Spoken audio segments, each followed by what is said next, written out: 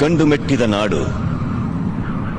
ಮಲೆನಾಡಿನ ಸಹ್ಯಾದ್ರಿ ಬೆಟ್ಟಗಳ ಶ್ರೇಣಿಯ ತಪ್ಪಲಲ್ಲಿ ಸದಾಕಾಲ ತುಂಬಿ ಪ್ರಶಾಂತವಾಗಿ ಹರಿಯುತ್ತಿರುವ ಮಲಪ್ರಭಾ ನದಿಯ ದಂಡೆಯ ಮೇಲೆ, ಪ್ರಕೃತಿಯ ಮಡಿಲಲ್ಲಿ ಕಂಗೊಳಿಸುವ ಫಲವತ್ತಾದ ವೀರ ಭೂಮಿಯಲ್ಲಿ ನೆಲೆ ನಿಂತ ಕಿತ್ತೂರ ಸಂಸ್ಥಾನಕ್ಕೆ ಸೇರಿದಂತ ಒಂದು ಸಣ್ಣ ಹಳ್ಳಿ ಸಂಗೊಳ್ಳಿ.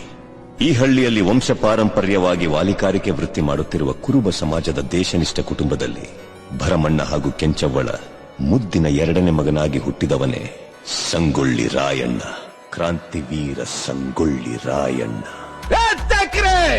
ಕನ್ನಡಿಗರ ಮಾನಾಭಿಮಾನ ನಿನ್ನಂತ ಕಚ್ಚಿನಾಗೇನ್ ಗೊತ್ತೈತಿ?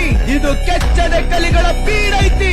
ಅಂಜಿಕೆ ಎಂಬುದರಿದಿರ ನಾಡೈತಿ. ಕಿತ್ತೂರು ದೇಶಾಭಿಮಾನ ಸ್ವಾಭಿಮಾನದ ಗೂಡೈತಿ.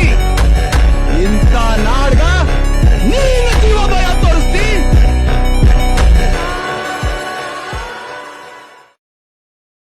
ಜನವರಿ 26ರಂದು ಗಲ್ಲಿಗೇರಿದ ಸಂಗೊಳ್ಳಿ ರಾಯಣ್ಣನ ಕಳೇಬರವನ್ನು ಅಲ್ಲಿದ್ದ ಅವನ ಅಭಿಮಾನಿಗಳು ದೇವಲೋಕದ ಪಾರಿಜಾತ ಪುಷ್ಪಮಾಲೆಯಂತೆ ಎತ್ತುಕೊಂಡೊಯ್ದು ಸಮಾಧಿ ಮಾಡಿದರು. ಫಕೀರನ ವೇಷದಲ್ಲಿದ್ದ ರಾಯಣ್ಣನ ಆಪ್ತ ಸ್ನೇಹಿತ ಬಿಚ್ಚುಗತ್ತಿ ಚೆನ್ಬಸ್ಸು ಆ ಸಮಾಧಿ ಮೇಲೆ ಆಲದ ಸಸಿ ನೆಟ್ಟು ನೀರ್ಹಾಕಿ ಬೆಳೆಸಿ ಅಲ್ಲೇ ವಾಸಿಸುತ್ತಾ ಇಹಲೋಕ ತ್ಯಜಿಸಿದ. ಅಂದಿನ ಆಲದ ಸಸಿ ಇಂದು ಬೆಳೆದು ದೊಡ್ಡ ಹೆಮ್ಮರವಾಗಿ ನಿಂತಿದೆ.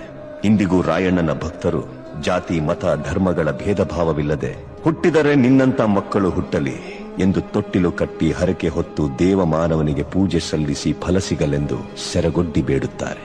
ರಾಷ್ಟ್ರಪ್ರೇಮಿ ಸಂಗೊಳ್ಳಿ ರಾಯಣ್ಣ ಮರಣವಾದ ಸುಮಾರು 116 ವರ್ಷಗಳ ನಂತರ ರಾಯಣ್ಣನ ನುಡಿಯಂತೆ ನಟ್ಟ ನಡು ರಾತ್ರಿಯಲ್ಲಿ ದೇಶ ಬಿಟ್ಟು ಹೋಗುವ ಪ್ರಸಂಗ ಬ್ರಿಟಿಷರಿಗೆ ಬಂದೊದಗಿತು.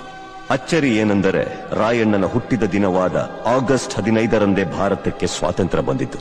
ಗಲ್ಲಿಗೇರಿದ ದಿನವಾದ ಜನವರಿ 26ರಂದೇ ಭಾರತ ಗಣರಾಜ್ಯವಾಗಿದ್ದು, ದೇಶಪ್ರೇಮ, ಸ್ವಾಮಿ ನಿಷ್ಠೆ, ತ್ಯಾಗ ಬಲಿದಾನಗಳ ಪ್ರತೀಕ ರಾಯಣ್ಣ, ಕ್ರಾಂತಿವೀರ ಸಂಗೊಳ್ಳಿ ರಾಯಣ್ಣ.